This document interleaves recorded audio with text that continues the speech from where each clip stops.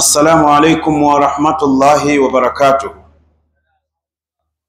الحمد لله رب العالمين الرحمن الرحيم مالك يوم الدين إياك نعبد وإياك نستعين اهدنا الصراط المستقيم صراط الذين أنعمت عليهم غير المغضوب عليهم ولا الضالين آمين.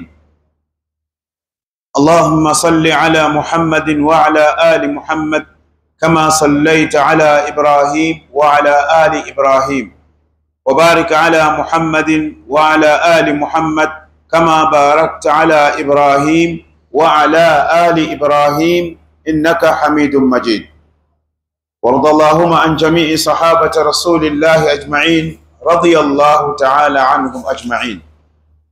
رب اشرح لي صدري ويسر لي أمري واحلل عقدة من لساني يفقه قولي.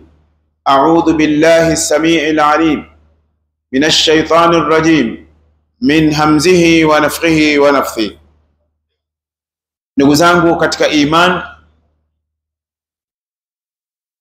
leo tuna tarehe 18 mwezi wa Ramadhan ambao ni mwezi wa 9 sawa na mwaka 1446 Hijiria, ambapo ni mwezi Machi 19, 2025. Tukumbushane katika mwezi huu yaliyotokea. Tukio la kihistoria kubwa sana, Waislamu tuliokuwa wengi hatulifahamu. Ni tukio la vita ya Badri. Tukio la vita ya Badri. Jana nilikuwa pale katika busati la Mtoro, tumelizungumza kiasi tulichoweza kwa muhtasari kulingana na muda, na tumetoa faida. Alhamdulillah, Allah aweke katika mizani ya uongozi wa msikiti wa Mtoro na wanaosimamia busati la Mtoro. Na tunazidi tena leo tena kutoa faida. Ndugu zangu, yale uliyoyapata jana tunaongeza na mengine tena. Lazima tufahamu historia yetu Waislamu. Haiwezekani kwamba Muislamu upo katika Uislamu hufahamu nini kilichotokea katika Uislamu. Ni jambo ambalo ukweli linashangaza sana, na kila unavyojua historia yako ndivyo unavyojitambua, na unavyokuwa huijui historia yako ndivyo usivyoweza kujitambua, na ndivyo utakavyoweza kuchezewa. Manake historia ikielezwa, inaelezwa ni historia ya Mwarabu tu. Historia ya Mwarabu mbaya, Mwarabu kaleta utumwa, Mwarabu sio wafanya hivi.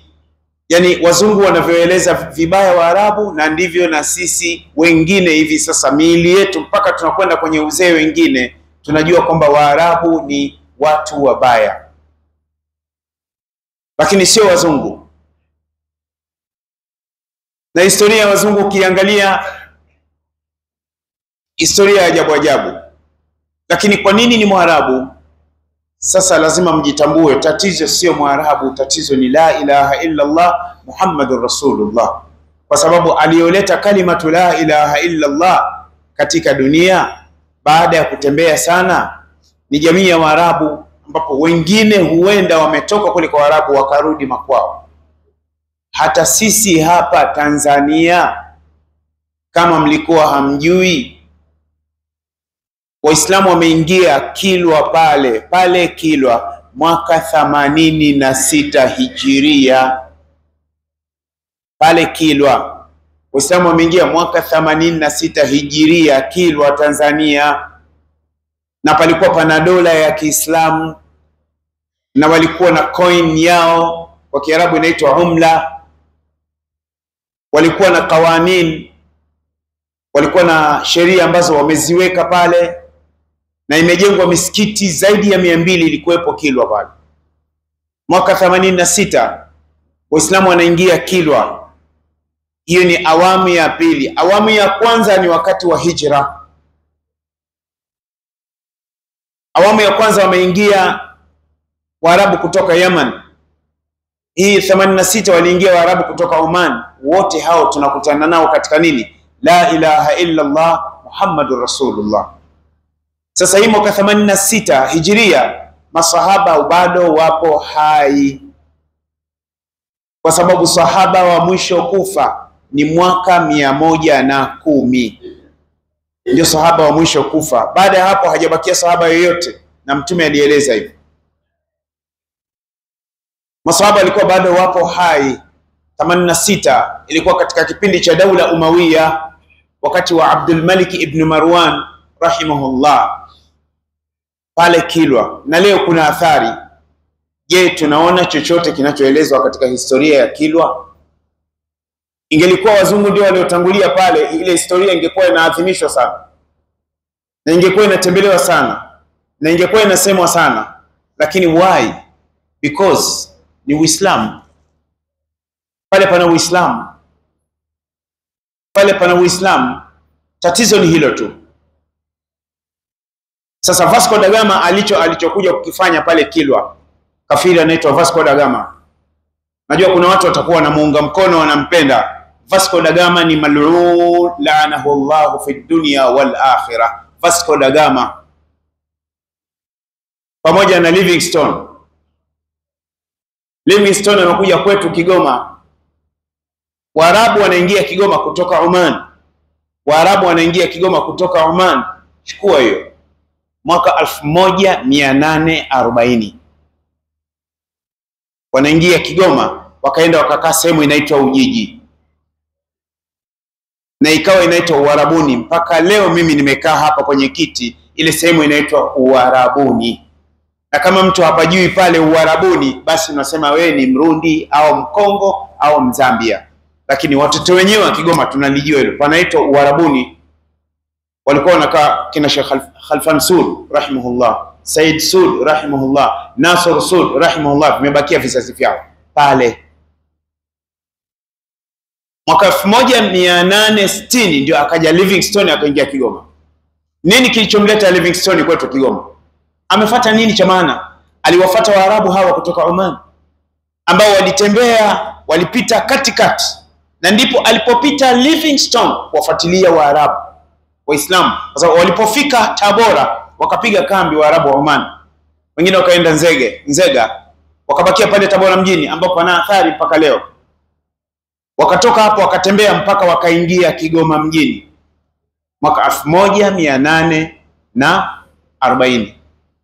Wakati reli hii ya kati imejengwa mpaka inafika nyumbani Kigoma mwaka 1911, ndio reli inaingia pale. Mjerumani huyo Livingstone alipofika pale akawafuatilia Waarabu, kisha akaenda pale Ujiji, akaingia kulia. Kabla ya kufika Uarabuni amekwenda moja kwa moja mpaka ziwa Tanganyika, na leo kuna bango limeandikwa Livingstone ati ni mgunduzi ziwa Tanganyika. Hii historia nawaambia, naomba mnielewe hivyo. Hii ni historia ya kihuni, nyote waongo. Kuanzia aliyoandika historia ndani ya nchi mpaka duniani, wote waongo, feki.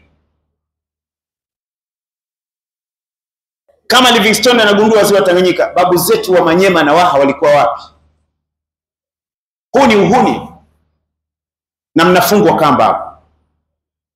Mnafungwa kamba hapa. Sasa siku zote lazima ujue historia. Ukijua historia utajijua mwenyewe. Historia ni muhimu sana.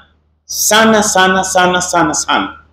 Pale Kilwa wenyewe Waarabu walikuwa wanapaita Kalawa. Na kuna kitabu kidogo kinaitwa Kalawa.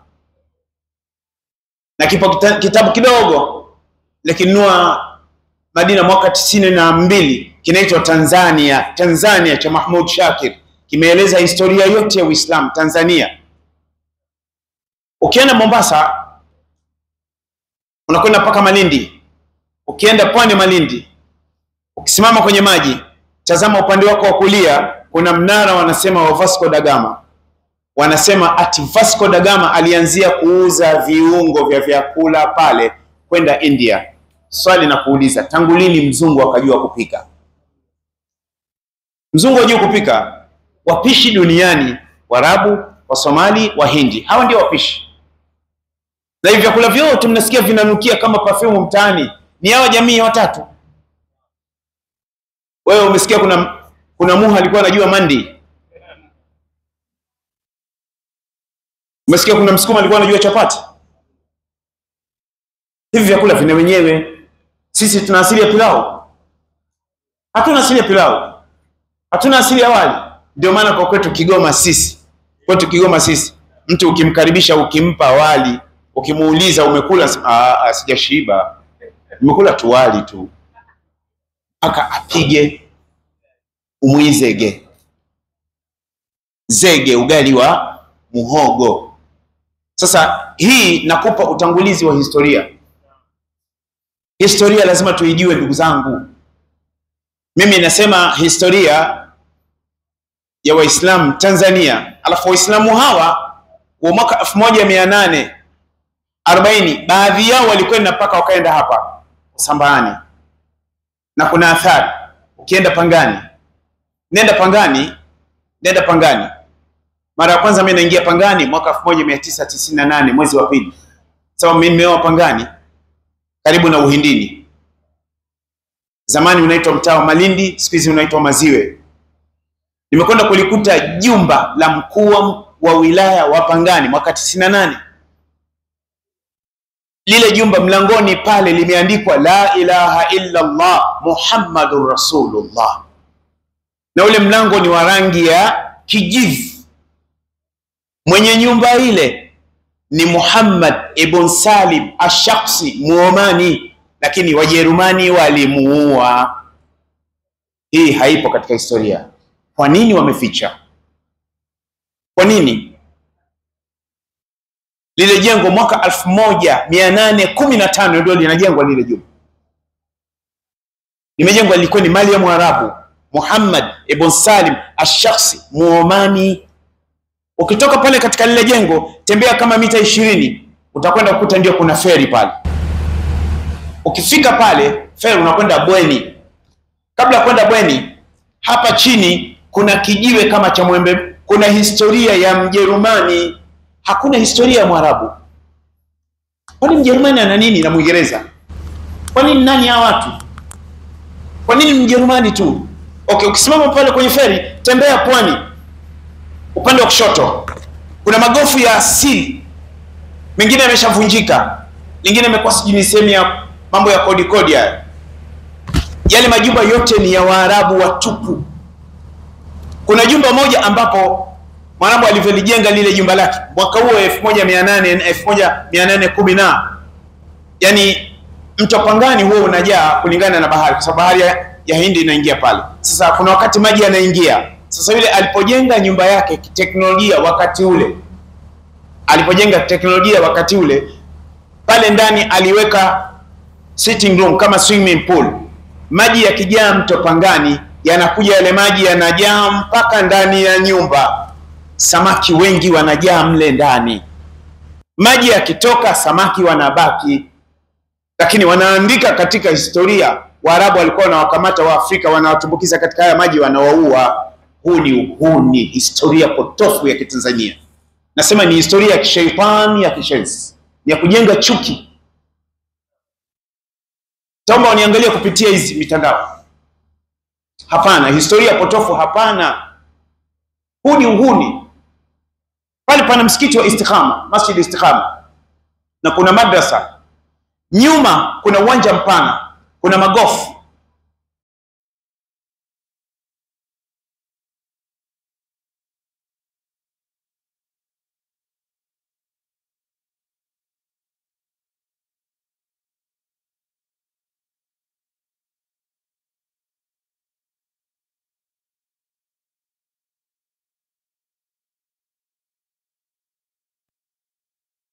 Wanawachinja wa Afrika kuwapeleka wengine, wanawachinja, wanawatoka katika nyumba ile, wengine wanawapeleka kuwa watumwa. Huu ni historia potofu, historia ya kinyama. Kwa nini chuki ya namna hii? Mimi nilikuwa namsikiliza tu Lomani, lakini sasa kaangalia ile magofu yale Pangani, ana kitu. na hakika ingekuwa ni ya wazungu, walikaa wazungu, ingelikuwa pana athari, lakini kwa sababu wamekaa Waarabu, pale pwani. Ukitoka feri njoo utembea kama mita 20 au 30, kuna kijimsikiti kidogo kiko pwani. Kile kimsikiti kimejengwa mwaka 1000 na mfalme kutoka Zanzibar. Siku zile za kupumzika alikuwa anakuja Pangani kuja kupumzika mwezi mzima, akajenga. Kuna kijimsikiti kidogo kipo pale. Ndugu zangu, siku zote Uislamu unapokwenda pahala, tembea na huko unajitambua. Sasa tunakuja katika vita ya Badr. Vita ya Badr kwa Kiarabu ni ghazwa